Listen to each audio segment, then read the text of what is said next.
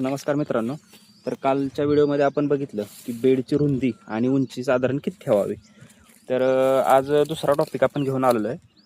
तर आपल्या टॉपिकमध्ये आपण काय बघणार आहोत की आता आपली बेड तर तयार झाली आपली, पण आता आपण खड्डे घेणार आहे. आता झाडं लागवडीसाठी आपण खड्डे घेणार आहे. तर खड्ड्यात कोणकोणते बेसल डोस टाकावे आणि मी काय टाकलेले तर त्याबाबत आपण थोडीशी माहिती घेऊयात.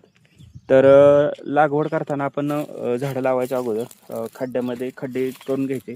साधारण आपण एक खोऱ्याच्या हिशोबाने किंवा एक बाय एकचे खड्डे करून घ्यायचे आणि त्या खड्ड्यामध्ये मी चांगले कुजलेले शेणखत साधारण एक पाटी म्हणजे एक 10 ते 12 किलोच्या दरम्यान प्रत्येक झाडाला. जास्त वाटतं आपल्याला, पण आपण शेणखत हे कुजलेलंच टाकतो. त्याच्यामुळे जरी जास्त डोस दिला का नाही तरी काही प्रॉब्लेम येत नाही. तर 10 ते 12 किलो चांगले कुजलेले काळेभोर शेणखत की ज्याच्यावरती प्रक्रिया केलेली आहे.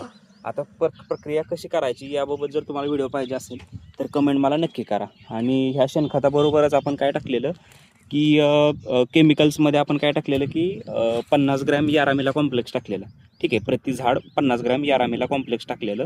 आणि त्याच्यासोबत आपण ऑर्गॅनिकमध्ये निंबोळी पेंड प्रति झाड 300 ग्रॅम टाकलेली लागवडीच्या दरम्यान.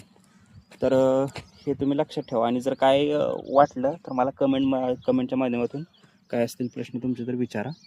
धन्यवाद.